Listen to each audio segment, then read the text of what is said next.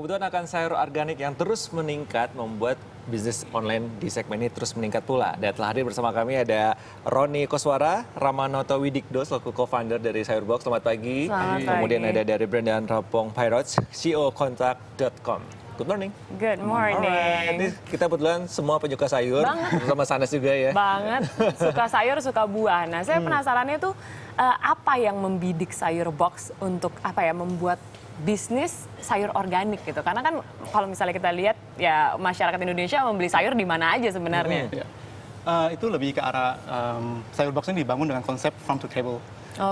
Jadi berdasarkan pengalaman saya, keluarga saya membutuhkan sayur organik dan saya sangat concern dengan sayur organik itu. Jadi saya bangun konsep ini berdasarkan kebutuhan keluarga sebenarnya. Gitu. Emang kenapa waktu itu gimana ceritanya? Jadi keluarga saya dari sempat tinggal di Australia lama. Jadi anak saya itu sering konsumsi kale, itu smoothies, green smoothies gitu. Nah di sini harganya dan supply-nya juga jarang gitu. Jadi saya frustrated dengan harga di sini. Saya mencari source untuk barang itu dan saya pikir kenapa nggak share it, membagi dengan orang lain gitu kan. Jadi kita bisa dapat source langsung untuk konsumen gitu.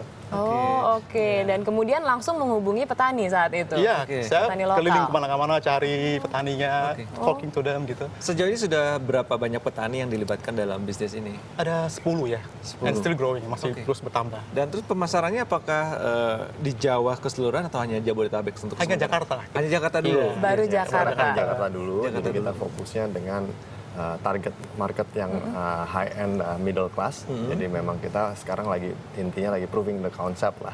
Penting solving his problem juga at the same time building something fun. Ini cara pemesanan seperti apa sih? Mungkin masyarakat yang di rumah penasaran nih konsep pemesanannya seperti apa karena dari petani langsung ke konsumen kan? Sangat gampang, hanya ke website kita di www.sayurbox.com. Di situ ada list dari sayuran yang available buat dari kita. Itu berubah-ubah. Tergantung dari panenan petani nih. Jadi di situ juga ada list dari sayurnya itu tipenya apa, organik, hidroponik, dan juga sangat transparan. Jadi petaninya siapa nih? Langsung ada nama-namanya, bapak ini, ibu ini. Benar. Gitu. Jadi kita mencoba menggali emotional connection between antara saya konsumsi ini dari sumbernya dari mana saya tahu gitu. Bukan dari supermarket gitu ya. Benar-benar ada koneksi batinnya. Oke, tapi kalau misalnya melihat bisnis sayur organik ini, saya ingin tahu dari Mas Brandon begitu. How do you see the potential market in Jakarta? Jakarta dulu aja gitu, nggak usah Indonesia. Yeah. Well, I think that Jakarta is a very, very large city. It's probably around 10 million people in the city, and what you see is a rising middle class and people that are more concerned about their health, and so I think the market for a company like Sayurbox is very promising because they're doing something new, they're addressing a problem, and they're helping people find healthier alternatives. I see. Karena memang kalau menurut Mas Brandon ini karena potensinya masyarakat menengah ke atas ini sudah mulai aware begitu dengan hidup sehat dan healthy lifestyle. Jadi memang potensi untuk Sayurbox ini untuk meningkat juga besar ya kan. Betul. Karena kita juga sendiri juga selalu ingin tahu ada nggak sih healthier options gitu dibanding makanan yang kita makan saat ini ya kan. Nah, kemudian ini kan dari petani langsung ke konsumen. Soal harga, kan ini keuntungannya adalah tidak ke tengkulak ya gitu kan. Berarti mengikuti harga petani atau mungkin harga pasar? Jadi perbedaannya kita dengan traditional channel tuh biasanya petani itu diambil oleh tengkulak atau penadah gitu ya. Biasanya harganya di set, kamu akan laku harganya 5.000. Kalau kita modelnya beda. Kita tidak ada penadah, penengkulak segala macam. Kita langsung ke petani mau jual ke kita berapa, gitu. Nanti kita adjust harganya sesuai apa yang dari petani kita jual. Jadi memang harganya fluktuatif dan kita tidak komit. Memang juga panennya juga berbeda-beda gitu ya. Mungkin hari ini ada kale, bulan depan nggak ada gitu. I see, benar-benar. Berarti memang koneksi itu juga ada terus gitu ya, karena tidak bisa seperti kita jalan ke supermarket, harus tahu dulu supply-nya tuh ada apa aja. Nah, untuk pengemasan sayur ini kan butuh khusus karena mudah layu seperti itu. Itu pengirimannya bagaimana? Langsung hari ini dipesan langsung diantar? Jadi sebenarnya tidak ada pembuatan khusus. The only difference yang kita lakukan adalah harvest sampai delivery ke customer itu dalam 1 hari. Jadi harvest itu dilakukan pada kemarin pagi-pagi udah nyampe di tempat kita, siang itu kita deliver ke customer. Oh, jadi Gitu. freshness-nya dan quality-nya pasti terjamin. Iya. Pasti terjamin dan terjaga. Oke, itu dia yang paling penting sebenarnya ketika kita beli sayur ya kan, kualitasnya. Saya tuh selalu ngejudge biasanya kalau supermarket itu dari kualitas sayur dan kualitas buahnya, tapi kali ini nggak perlu ke supermarket ya, Iya. bisa langsung aja. Bisa langsung. Khawatir sudah lama, kemudian baru dikirim. Kalau di supermarket itu kan udah Iya. lama apa enggak sih? Udah Iya, berapa hari laku gitu kan? atau enggak. Tapi kembali ke Brandon, what do you think is the strength of Sayur Box and how do they develop themselves further untuk masyarakat Indonesia? Yeah. Well, I think the strength really has to do with the quality of the product, and if you have a good quality product, then it sort of markets itself. But to facilitate the process and to help Sayur Box grow from a startup to something big, I think they really have to build that ecosystem of word of mouth referrals.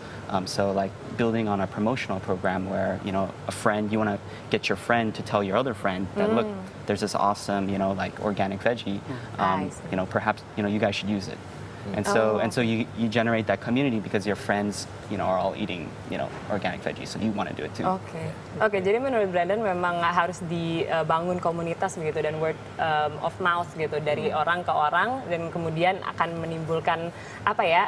Viral. Iya, viral dari mulut ke mulut dan bisa apa ya menjangkit semua orang untuk mau bergaya hidup sehat dan mau mengkonsumsi sayur organik. Betul. Nah, sejauh ini bisnis online sayur sehat kendalanya apa saja? Kendalanya pertama, kami selalu menjaga kualitas. Karena kan satu hari datang kita mesti buru-buru ngecek kan bahwa barang itu bagus apa enggak untuk dikirim ke konsumen. Pokoknya 1 hari itu harus habis. Harus habis. Harus habis. Ya. Jadi kita langsung kirim. Jadi kita nggak ada namanya cold storage, kita nggak ada namanya pengawet, jadi langsung. Jadi kalau teknikal mungkin Mas Rama bisa jelasin. Jadi ada macam-macam dari sisi supply juga panen itu. Farmer nggak bisa bilang bahwa dia hari ini commit 110 kilo, tapi bisa kejadian ternyata dia cuma bisa deliver 5 kilo. Jadi dari supply commitment itu juga bermasalah. Building the supply chain juga cukup challenging untuk kita. Jadi kayak contohnya mau cari farmer kale itu belum banyak. Oh gitu, di Indonesia belum banyak? Di Jakarta, Jabodetabek belum terlalu banyak. Oh karena ini mayoritasnya di Jawa Barat ya? Iya. Dan berikutnya yang challenge yang paling tinggi adalah untuk merubah consumer behavior untuk mengorder online gitu. Makanya kita masih ada traditional channel seperti WhatsApp atau telepon, tapi trennya orang udah mulai memakai mobile. Oh, I see. Kalau saya sebenarnya seneng jalan-jalannya itu loh kadang-kadang ke supermarket ya kan. Karena kan bisa ngelihat banyak hal gitu. Tadi kita juga sempat browsing di website ya. Di situ banyak sekali selain sayur juga ada buah-buahan seperti itu. Apa saja sih buah yang bisa di-order? Apakah termasuk buah yang ukuran besar pepaya ini juga bisa? Pepaya, ya. Jadi ada pepaya, ada pisang, baru ada apel minggu ini, sama apricot. Ya, jadi kita terus mencari variety lain untuk menambahkan stok kita ya. Jadi supaya lebih menarik lah. Nah, nanti ke depannya setelah sayur dan buah ada pengembangan apa lagi yang bakal dijual melalui online ini? Mungkin ingredient organik ya. Jadi kita mulai salad juga sekarang. Oh, ada salad juga. Ada salad juga. Jadi misalnya salad terus ada mungkin organic dressing. Oh, organic dressing. Ya. Terus minggu depan kita ada beras organik. Dan semuanya yang kita jual kita tuh selalu menceritakan siapa yang nanam, metodologinya seperti apa, dia di mana, kita ceritakan. Jadi kita keep pressure to the farmer juga supaya mereka tetap memberikan kualitas terbaik gitu. Oke, jadi ada koneksi batinnya lagi kembali ya, emosinya di situ ya.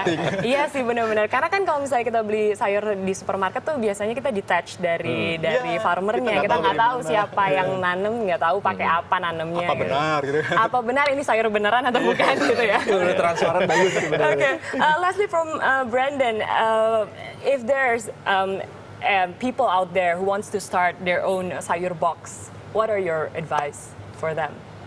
Well, I think if their own startup business or their own sayur box. So basically, I think that The key thing is, you know, you have to start with a really good product. Okay. You know, you have to have a really good product, because if you have a good product, it sells for itself. The second thing that you need to have is a very solid marketing plan.